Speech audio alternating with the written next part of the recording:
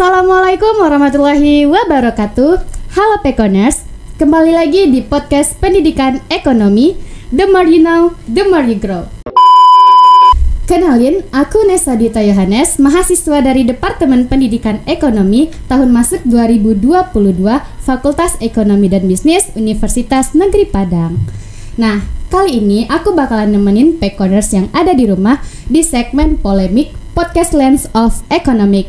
Nah, udah pada tahu dong polemik ini apa?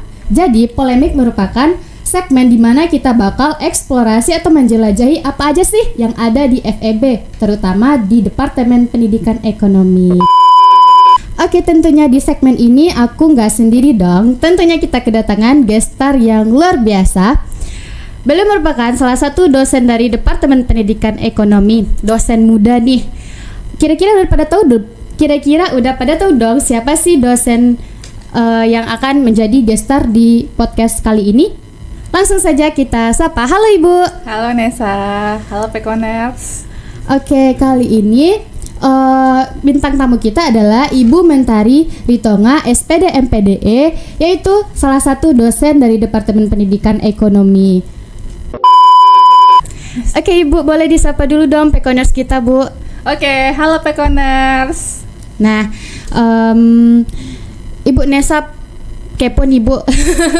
Boleh nggak Bu diceritain sedikit latar belakang Ibu selama menempuh pendidikan dari baik itu dari SD, SMP, SMA sampai dari SD berarti. Boleh Bu, sampai Ibu menjadi dosen di Departemen Pendidikan Ekonomi Bu. Oke, berarti pendidikan ya. Dari SD jauh banget sebenarnya, ketahuan tuanya jadinya kalau gitu.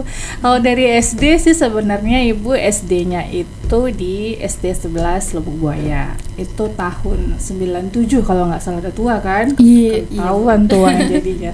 Nah, itu dekat rumah karena kan dulu kalau untuk masuk SD, SMP, SMA zaman Ibu dulu itu kita masih dalam sistem rayon. Oh, Nah, iya terus dari SD terus nyambung ke SMP. Nah, SMP-nya itu di SMP 34 Padang. Nah, itu tetap masih rayonnya dari SD 11. Nah, terus beranjak ke SMA Ibu lanjutkan ke SMA 8 Padang. SMA 8 Padang. Agak jauhan dikit dari rumah. Kalau yang dari SD SMP kan agak dekat. Ini agak jauhan dikit dari rumah. Iya Ibu, iya. Terus kalau S1-nya Ibu menamatkan S1 di sini, tahun masuknya dulu awalnya tahun 2010 di S1 Pendidikan Ekonomi UNP. Nah, terus tamatan 2014 lanjut S2 juga di sini juga, Magister Pendidikan Ekonomi UNP. Nah, jadi Ibu dulu mahasiswanya Ibu Desi, mahasiswanya Pak Leo, jadi gitu. Oke Ibu. Oke Pekoners, jadi for your information, Ibu Mentari merupakan alumni dari Departemen Pendidikan Ekonomi. Jadi Ibu tadi Nesa udah bilang nama Ibu Mentari Ritonga. Ya. Kira-kira Ibu aslinya orang mana Bu? Nah, itu merupakan pertanyaan yang paling sering. Iya Bu, secara kan kalau Nesa pernah dengar kalau Ritonga ini kan sebuah marga ya Bu ya. Betul. Apakah Ibu orang Batak? Bisa, memang orang Batak sih sebenarnya. Wow, horas Ibu, horas.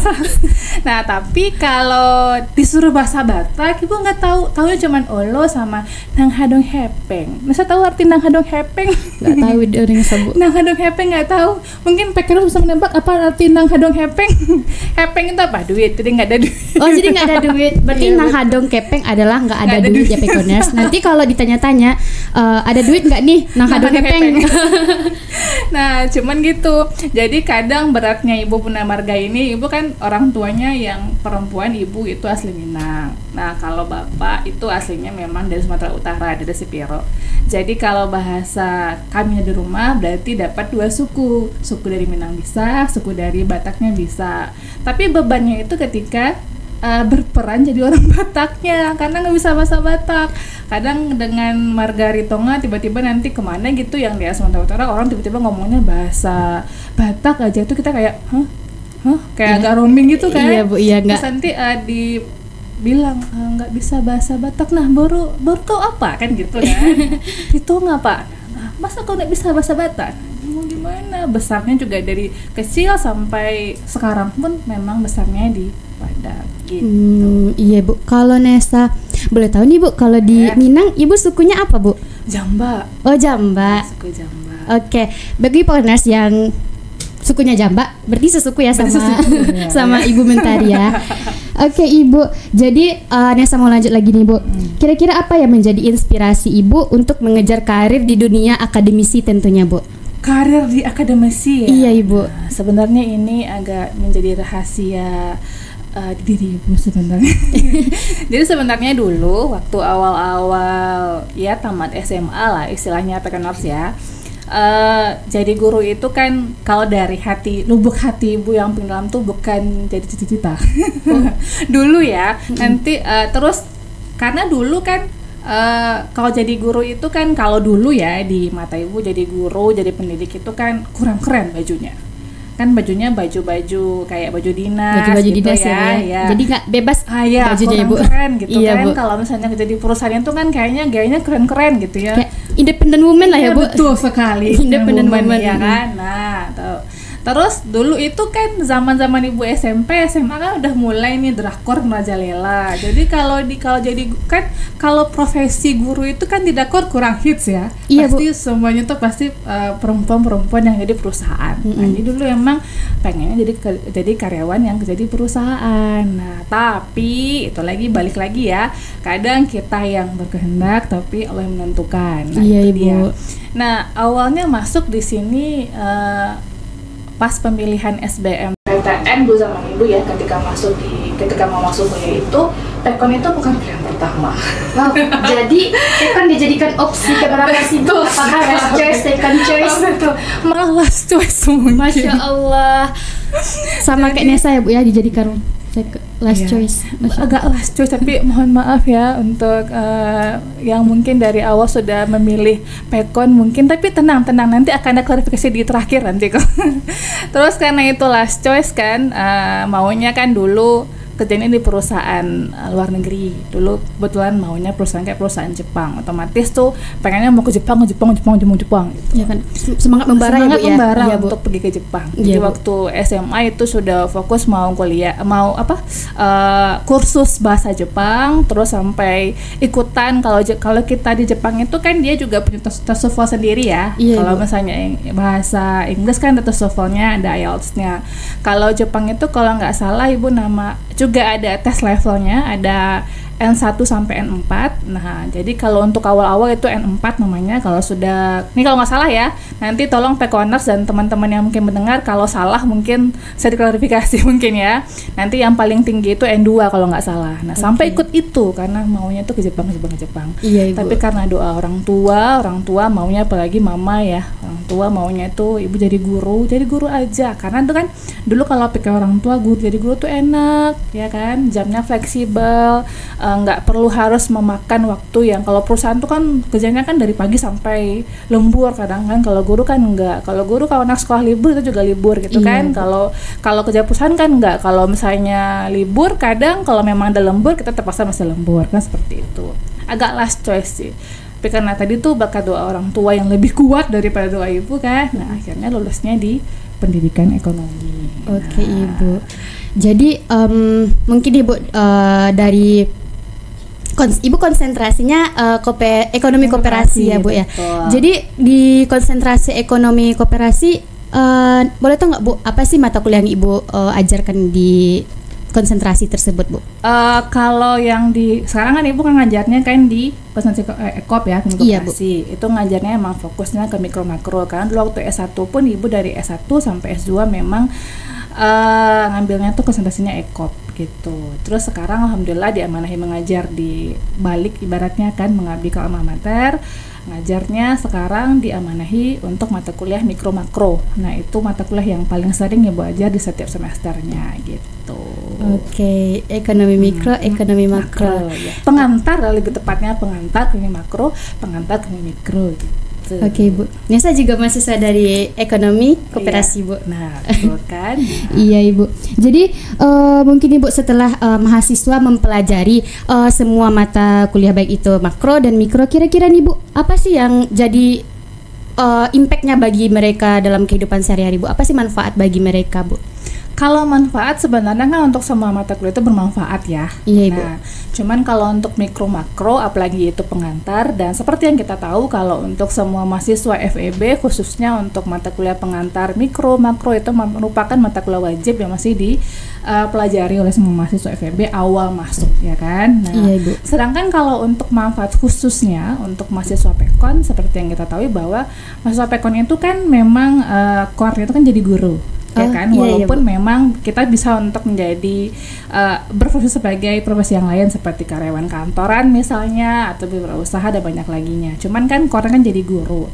Nah, apalagi itu untuk ekop, karena ekop itu memang sebenarnya core-nya itu nanti keluarnya sebagai guru ekonomi, maka sebenarnya untuk mata kuliah pengantar mikro makro ini sangat ibaratnya mata kuliah wajib. Nah, yang harus dikuasai oleh mahasiswa-mahasiswa ekop, karena kalau misalnya kita nggak ngerti, nggak paham mikro makro, nanti gimana ngajar anak SMA? Karena pengalaman kalau kita nggak menguasai mikro makro, nanti ketika kita mengajar misalnya, berarti kita akan ngeblank kan? Nah, misalnya nih, mungkin Nesa udah PL belum? Belum, baru akan PL semester 4 berarti bentar lagi PL ya. Nah, begitupun dengan teman-teman Pekoners yang mungkin yang ada lagi mendengarkan podcast kita pada siang hari ini. Ketika PL itu sebenarnya kalau kita baru awal datang jadi guru PL nih, pengalaman pertama itu memang menentukan segalanya. Pengalaman pertama menentukan segalanya. Kita bukan segalanya ya, Bu.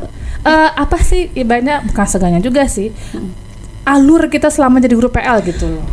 Iya Bu, iya alurnya sebagai guru. Kalau dari awal misalnya Nesa nih, dari awal udah grogi ngajarnya, ini pertemuan pertama nih sama siswanya ada grogi, udah nggak menguasai materi nih, udah ngeblank aja. Kira-kira nanti pasti siswanya pasti gini, ini si ibu gimana sih ngajarnya, nggak fokus banget sih. Jadi kurang mengambil hati sih siswanya, pasti nanti akan susah untuk kedepannya. Nah, ibu mau tanya, kira-kira Nesa dulu pernah ada guru PL nggak di sekolahnya? Ada dong. Ada Bu. Nah, ada. Nesa tipe-tipe siswa yang mana nih? Yang jaga ke guru PL-nya apa yang anteng-anteng sama guru PL-nya? Kalau Nesa sih dulu tipe-tipe mahasiswa jahil ya. Yang roasting sih Bu. Kan yang roasting kan. Nah, itu hati-hati. Kan nanti pasti kita akan merasakan ada siswa yang kata Nisa kan ada yang suka ngerosting kita mungkin kan. Ada siswa yang mungkin tergolong mungkin siswanya yang pintar, pendiam dan patuh yang menghargai kita gitu. Jadi itu memang sangat penting sekali. Nah, jadi sebagai tambahan sih sebenarnya ekonomi mikro makro ini sebenarnya nggak hanya penting bagi teman-teman yang ekop, terutama juga penting bagi teman-teman yang mungkin konsentrasinya juga ada akuntansi, tentunya juga ADP. Karena juga pengalaman teman-teman ibu itu banyak yang dulu dia mungkin konsentrasinya itu di tata niaga atau di ADP atau mungkin di akuntansi. Cuman karena mungkin jalan hidupnya jadi guru PNS mungkin ataupun honor di SMA, ya kan? Karena mungkin merasa kan gue akuntansi. Kan gue kan tata niaga atau ADP, gak penting lah belajar mikro makro itu, salah. Nanti kalau pada akhirnya ditakdirkan untuk jadi guru ekonomi, nah bisa pusing kan. Nah, jadi minimal memang betul untuk mata kuliah mikro makro PA1, PA2 itu tolong dipahami banget gitu loh sebagai core kita lulusan pendidikan ekonomi. Begitu Nesa. Baik Ibu, jadi ekonomi mikro, ekonomi makro sama PA1, PA2 itu merupakan core-nya di pendidikan ekonomi ya Bu? Harus dikuasai oleh semua lulusan pendidikan ekonomi apapun itu konsentrasinya seharusnya gitu. Oke Ibu, oke Pekoners, jadi kamu nggak boleh diskriminasi mata kuliah ya tentunya ya Bu. Nah, ya. Betul, itu dia nggak boleh diskriminasi mata kuliah. Iya Ibu. Oke. Jadi Bu, kalau kita berbicara tentang mahasiswa, tentunya mahasiswa di Departemen Pendidikan Ekonomi ini kan berbeda-beda latar belakangnya Bu. Ada yang dari SMA yang jurusannya IPA atau IPS, atau ada juga yang dari SMK Bu. Kira-kira apa sih yang menjadi tantangan bagi Ibu ketika mengajarkan mata kuliah itu kepada mahasiswa di balik latar belakang mereka yang berbeda-beda? Oke. Kalau selama ini ngajar ya, memang betul kata Nesa, memang ada dari mahasiswa itu, apalagi kalau yang awal masuk ya, ada yang konsentrasi siapa kejurusan ya, Iya, ada penjuruannya yang peminatan deng, nggak update banget sih. Ada peminatannya, ada yang IPA, ada yang IPS, terus juga ada yang dari SMK mungkin ya. Nah, mungkin yang akan menjadi permasalahan itu mungkin bagi yang SMK mungkin, karena kalau untuk IPA mungkin ada beberapa sekolah yang peminatnya itu adalah ekonomi. Tapi kan rata-rata di SMP pun sudah diperkenalkan dengan ekonomi ya. Iya, Bu. Kayak misalnya beberapa yang ibu lihat kayak di mikro itu kayak permintaan penawaran itu udah diperkenalkan di SMP kalau nggak salah, walaupun nggak dalam banget. Terus kayak tentang uang juga udah diperkenalkan ketika di SMP kalau nggak salah, walaupun Iya, ya memang nggak terlalu sedalam di SMP, di SMA tentunya. Kayak pengenalannya ya Bu ya, betul, kayak pengantar ya Bu. Betul. Iya, Banyak pernah dengar lah apa tuh hukum permintaan, apa tuh hukum penawaran, udah pernah dengar gitu Iya, loh. Bu. Nah mungkin nanti kendala tantangannya memang ke mahasiswa yang di backgroundnya itu pada dulunya itu di SMK. Nah cuman ya itu makanya kalau dari gue pribadi ketika ngajar mikro makro itu semua mahasiswa wajib punya buku teks. Boleh dibeli, boleh dipinjam sama seniornya. Oke. Nah, ya jadi wajib punya buku teks karena kalau untuk mikro makro dia kan perpaduan, ada hafalannya, ada hitungannya. Jadi nggak mungkin kalau hitungan itu cuma di awang-awang. Nah, kelemahan mahasiswa sekarang itu kan kadang yang kayaknya yang nggak lekang oleh waktu kayaknya masih ada sampai sekarang yang hanya bermodal satu buah buku satu untuk semua. Satu buku Big Boss, ada kadang situ ada mata kuliah agama, bahasa Indonesia, PA1, mikro, semuanya lengkap dari satu buku, satu semester. Kan luar biasa. Luar biasa sekali. Kalau sekarang sih pakai binder Bu, satu binder untuk semua mata kuliah. Untuk semua mata kuliah. Iya, Ibu. Kalau di kelas Ibu, kalau untuk kuliah mikro makro tuh tidak boleh pakai binder. Ada bukunya sendiri ya Bu? Ada buku catatannya sendiri dan juga ada buku teksnya sendiri. Karena kan nggak lucu kalau ngitung itu kayak di awang-awang gitu kan. Iya Bu. Karena mesti diaplikasikan kalau untuk menghitung dan juga ibaratnya untuk kita tahu bagaimana cara menghitung apa misalnya pendapatan satu gini loh misalnya kan mesti ada kita tulis dulu kan. Nah biar kita hafal gitu loh. Oh gini rumusnya ternyata gitu. Baik Ibu. Oke, jadi setelah kita berbicara tadi tentang konsentrasi ekonomi koperasi, mata kuliahnya, sama manfaatnya bagi mahasiswa, tentunya kan kita bakal nengok ke depannya nih Bu. Nah, kira-kira nih Bu, bagaimana prospek kerja untuk mahasiswa lulusan dari ekonomi koperasi Ibu? Nah, kalau untuk prospek kerja, memang kalau misalnya untuk ibaratnya yang utamanya ya, karena core-nya itu kita pendidikan kan jadi guru. Nah kalau untuk ekonomi koperasi, nah apalagi kalau sebenarnya sih Ibu mau kasih tahu buat Nesa juga teman-teman Pekoners, jangan dianggap sepele profesi guru. Kayak misalnya apa sih guru kan gitu, sama lah kayak Ibu dulu ya. Iya, apa sih guru gitu kan, ternyata malah ditakdirkan untuk jadi dosen ternyata kan.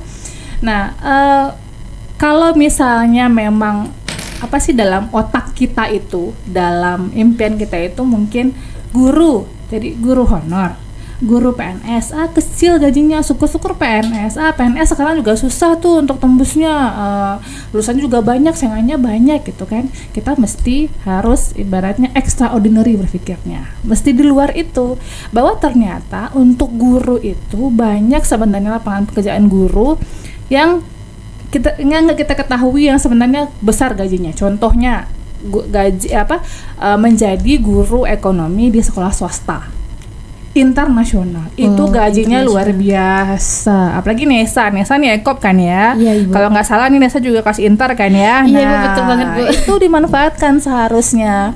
Karena ini kita boleh curhat-curhat sedikit kan ya, sharing-sharing boleh. Boleh kan, Bu, ya? boleh banget Bu, boleh. Nah, dulu pengalaman, waktu Ibu tamat S2, nah itu kan sempat merantau dulu 3 bulan ke Jakarta. Merantau 3 bulan kan, orang merantau itu lama. Ibu hanya 3 bulan ke Jakarta. Iya Ibu. Terus mencoba untuk melamar beberapa sekolah. Itu sekolahnya memang kalau di Jakarta itu bagus, yang sering buka lowongan itu memang sekolah-sekolah internasional. Nah cobalah sok-sokan kan ya, melamar pekerjaan di sekolah internasional. Mereka memang membutuhkan waktu itu guru ekonomi. Nah terus ketika waktu ingin tes, ini baru awal tes nih, itu memang kesalahan ibu dari awal, semoga tidak diulangi oleh teman-teman Pekoners. Jadi pelajaran ya tentunya ya. Ketika mau tes, nih kan kita sok-sokan nih, ya kan, cobalah ngelamar di sekolah internasional, mana tahu jebol, kan gitu ya. Iya, Ibu. Pas masuk nih sekolah internasionalnya kan, wah sekolahnya bagus, memang bagus banget sekolahnya, sekolah besar gitu kan. Setiap pintu tuh ada pak satpamnya yang memang pakai seragam satpam yang memang bagus, kayak di film-film FTV gitu. Iya, kayak di drakor-drakor gitu lah ya, ya, Bu. kayak drakor-drakor Iya, gitu. Bu. Terus juga guru-gurunya bukan guru-guru yang dalam pikiran kita yang sama kan, kalau kita di SMA gurunya itu kan memang pakai baju dinas ya, Iya. memang pakai baju coklat ya, baju coklat. ya. Iya, Bu. Kalau di situ gurunya lebih santai kayak pegawai kantoran. Jadi memang pakaiannya sopan tapi pakaian bebas lah istilahnya. Kalau pakaian kayak Nesa lah, kayak Iya. kayak ibu lah misalnya kan, tapi sopan. Nah, terus anak-anaknya juga pada kecil-kecil. Emang ibu tuh melihat kayak FTV di FTV gitu, siswanya sepatunya nggak mesti harus yang hitam, terus bajunya ya karena Jakarta mungkin nggak pakai rok pendek kan ya. Iya, Cuman gaya stylenya itu megang iPad 1-2, nggak mesti pakai tas, terus pakai apa sih, earphone ya, Bu, ya. jalan gitu kan. Emang kayak dia FTV banget. Jadi kita kayak cosplay jadi pemain film di drakor di FTV ya, Bu ya. Iya, jadi Iya, itu Ibu. agak mungkin tuh karena sombong kan. Perasaan di Padang nggak gini-gini ada siswa. Kita pakai baju Iya. putih abu. Putih, Iya. mereka juga putih abu sih. Tapi kan Tapi lebih putih abunya beda Iya, ya. iya, Mereka Bu. punya ciri khas sendiri untuk seragam. Terus gayanya juga kan juga asik gitu gayanya kan. Terus yang paling menohok itu adalah karena ini sombong kan ya. Duduk lagi nunggu antrian dipanggil interview, bukan antrian, lagi nunggu mulai masuk ruang interview. Jadi sekolahnya itu sebenarnya gabung, ada SD, SMP, SMA. Datanglah anak SD.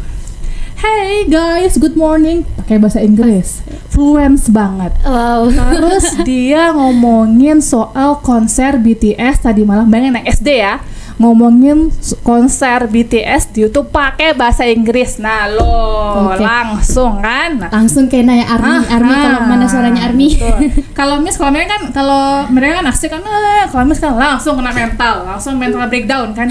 Ya Allah, anak SD aja pakai bahasa Inggris, kalau anak SMA-nya bagaimana ini mengajarnya kan gitu ya. Udah ngerep kali ya, Bu ya? Ya mungkin habis itu ya udahlah ya Allah, sepertinya bukan jalan aku ya Allah. Langsung balik kanan, ibu nggak jadi interview, langsung balik pulang. Berarti nggak jadi dong, Bu, kita interviewnya. Nggak jadi, nggak kuat karena tadi sombong tadi kan. Iya, Cuman pada akhirnya Miss berpikir, kalau yang sekolah aja seperti ini bentukannya, berapa kira-kira gajinya?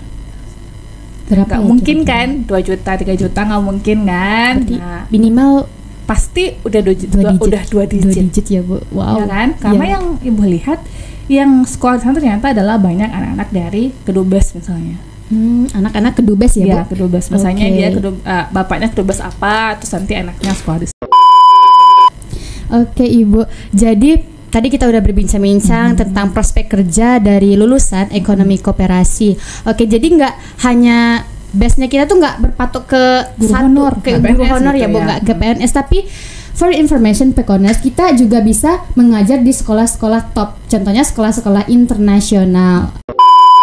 Oke, Ibu. Jadi kan dalam beberapa kegiatan dosen itu kan ada semacam pengabdian masyarakat, penelitian atau cipta karya tulis, serta apa sih yang karya tulis atau penelitian-penelitian yang udah Ibu ciptakan, Ibu. Dan dalam menciptakannya itu kan pasti ada kayak problemnya, Bu, gitu. Apa sih tantangan Ibu dalam menghadapinya dan mengatasinya, Ibu? Boleh sedikit diceritakan, Bu? Boleh. Nah, tadi kita udah bahas tentang ngajar ya. Iya, Ibu. Ngajar. Sekarang kita masuk ke dalam yang lain, ada penelitian, ada pengabdian, termasuk juga publikasi secara ilmiah. Iya, Kalau Ibu. Kata bahasan saya tadi. Kalau untuk penelitian, pengabdian, sebenarnya sih nggak terlalu banyak problematika karena kan ibu juga dosen muda. Ibaratnya kalau beberapa teman bilang si bungsu karena yang paling kecil di Oke, Pekon, Ibu, jadi si banyak bungsu. teman-teman dan ibu-ibu yang lain yang juga akan membantu dalam penelitian. Misalnya kalau untuk penelitian, misalnya Ibu bisa ikut ke beberapa penelitian yang dosen-dosen senior, seperti kalau sebelumnya Ibu pernah ikut dengan bertim dengan Bapak Yul Hendri, dengan Ibu Rani juga pernah. Dosen-dosen top ya tuh, Mbak. Betul. Terus juga nanti juga akan juga sering nanti misalnya tanya kan, misalnya bagaimana kalau penelitian ini gimana Bu, ini gimana Bu. Itu sering diskusi juga dengan Bu Fiatmi dan juga Ibu Elvi, pokoknya teman-teman yang ada di Departemen Ekonomi. Jadi nggak ada problematika sebenarnya untuk penelitian karena semua dosen-dosen Pekon itu membantu Ibu dalam ibaratnya menyelesaikan penelitian. Nah, terus kalau untuk pengabdian ini kan nggak berbeda ya. Pengabdian ini ibaratnya kalau bahasa kaminya healingnya dosen ya Bu. Selain mengabdi juga bisa healing sebenarnya. Tapi healingnya dalam konteks yang positif ya, jangan yang dinegatifin ya. Karena kan kita mengabdi, berarti kita pergi mengabdi ke masyarakat lebih banyaknya. Maksudnya pergi kalau yang Septim dengan Paleo dengan Beresi itu Ibu pernah ke Meninjau. Meninjau. Nah, Ibu Nesa dari Meninjau juga sih Bu. Dari Meninjau kan. Terus harusnya nanti Nesa bisa berkontribusi untuk daerahnya. Karena Ibu, di Meninjau itu sebenarnya banyak potensi yang bisa dimanfaatkan untuk mengabdi masyarakat. Nah, nanti kita memberikan beberapa edukasi dan juga ibaratnya transfer ilmu pengetahuan lah untuk masyarakat di Meninjau. Nah, kalau untuk yang pengabdian, beberapa sih banyak di Meninjau, pernah di Payakumbuh, pernah di Pasaman yang paling jauh juga pernah. Nah, makanya healingnya dosen sebenarnya kalau untuk keren banget sih Bu. Ya. Terus apalagi untuk publikasi. Nah, karena kalau untuk penelitian pengabdian pasti dia akan dekat dengan publikasi. Kalau publikasi karena Ibu baru 6 tahun ya jadi dosen, itu kan masih sangat mudah sekali untuk jadi dosen. Kalau untuk yang publikasi yang karya tulis seperti artikel yang fundamental, yang apa, nggak ada sih, belum ada. Doakan semoga ada ya. Amin. Nah, belum terlalu ada ya artikel-artikel penelitiannya, pengabdiannya ya dipublikasikan masih dalam jurnal-jurnal nasional. Ada kemarin ibaratnya tim dengan Pak Yul Hendri ada satu baru, semoga nanti nambah ya, satu artikel yang dipublis di jurnal internasional, baru satu, semoga nanti akan banyak yang berkembang ya Nesa. Amin. Terus untuk buku, karena dosen Pekon itu kompak semua, jadi kami biasanya kalau untuk nulis buku itu enaknya bertim biar lebih selesainya lebih cepat ya. Terus bisa saya sharing ilmu. Kalau untuk buku, dulu Ibu pernah terlibat dalam proyek bikin, Ibu lupa kalau nggak salah itu bukunya tentang teknik-teknik mengajar. Itu tahun 2000 berapa ya? Sekarang 2023. Tahun 2021 kalau nggak salah. Terus di tahun 2022 kalau nggak salah ya, itu juga ada bikin kolaborasi, bikin buku dengan dosen Pekon, itu bikin buku tentang case study. Terus juga ada modul, tapi modul ini merupakan orang penelitian, itu dengan Bu Nita, itu ada modul untuk mata kuliah pengantar ekonomi pembangunan. Ya baru 3 sih, semoga nanti bertambah ya, Pekoners jadi doakan gitu. Oke Ibu, jadi keren banget sih Bu karena udah bisa kolaborasi sama dosen-dosen senior dan dosen-dosen top yang dimana Ibu masih tergolong dosen muda di Departemen Pendidikan Ekonomi. Alhamdulillah. Oke Pekoners, setelah kita berbincang-bincang tentang ekonomi koperasi, maka dari itu kita sudah datang di sesi bermain games. Oke Bu, jadi gamesnya itu apa yang kamu pikirkan? Kalau Nesa bilang podcast, apa satu kata tentang podcast yang terlintas dalam pikiran Ibu? Berarti kalau podcast anggap Pekon misalnya. Iya Ibu, jadi kalau Nesa bilang misalnya artikel gitu kan, jadi apa satu kata yang terpikirkan dalam pikiran Ibu tentang artikel? Susah misalnya gitu ya? Iya Bu. Oke, jadi kita kayak berbelas kata ya. Sip. Nanti di akhirnya Ibu review tentang kata-kata yang telah Ibu sampaikan tadi. Review berarti kasih alasan. Karena misalnya kayak artikel susah ya Bu kasih jawabannya. Iya. Sip. Oke Ibu, jadi Nesa ada beberapa kata. Nah, jadi kalau Nesa bilang kata-katanya itu, nanti Ibu jawab yang terlintas dalam pikiran Ibu tentang kata yang Nesa bilang tadi. Oke, kita mulai ya Bu. Sip. Oke. Satu kata untuk ekop. Ekon. Makro. Kurva. Dosen. Dharma. FEB. Keren dong. Wow, UNP Bu. Jaya atau jangan tuh Jaya deh, Jaya dan kuning deh. Jaya dan boleh kuning. kan? Oke, ikonik UNP ya Bu ya. Betul sekali. Oke Pekoners, setelah mendengarkan jawaban dari Ibu tadi, boleh dong Bu di-review apa alasan Ibu mengatakan bahwa UNP itu kuning dan Jaya, FEB itu keren. Makro itu kurva, sama ekop itu pekon dan dosen Tridarma. Apa Bu? Tridharma. Tridharma boleh ya. Ibu. Berarti Ibu mesti nge-review nih 5 jawaban. Boleh Ibu. Berarti yang pertama tadi ada apa? Ekop berarti pekon. Nah tentu karena kan tadi konsentrasi ekop adanya di pendidikan ekonomi. Okay. Terus yang kedua ada apa tadi? Makro. Nah makro kurva, karena belajar makro pasti dekat dengan kurva. Iya, benar Bu. sekali. Terus yang ketiga tadi apa?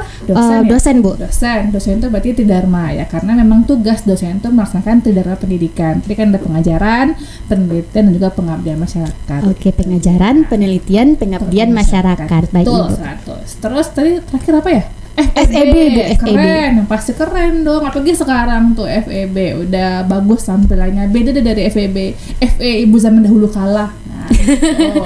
Iya Ibu. Terus terakhir apa ya? UNP Bu. UNP Jaya dan kuning. Jadi kenapa boleh Ibu dijelaskan Jaya dan kuning? Kalau kuning kan emang ikonnya UNP itu kuning ya. Terus kalau untuk Jaya harapannya kedepannya semoga UNP semakin jaya terus semakin keren lah pokoknya. Gitu. Oke ya? Oke Sip Bu, ya? sip Bu. Oke Pekoners, setelah kita seru-seruan di games, tentunya kita sudah berada di penghujung segmen. Boleh nih Ibu diberikan sedikit closing statementnya untuk penonton setia Pekoners yang ada di rumah.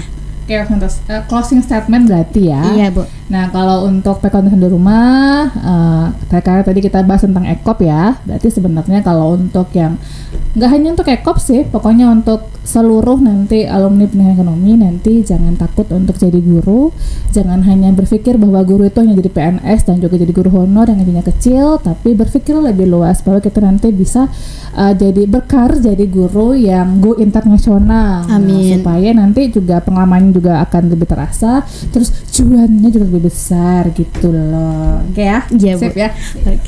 Oke, jangan lupa ya Pekoners, diingat dan diamalkan dalam kehidupan sehari-hari pesan dari Ibu Mentari. Jadi untuk Pekoners yang penasaran dengan keseruan kita di episode kali ini, jangan lupa di follow akun Instagram dan TikTok _Pekobis, dan juga jangan lupa like, comment, and subscribe link YouTube serta Spotify Petkon Podcast untuk menyaksikan keseruan segmen polemik kali ini.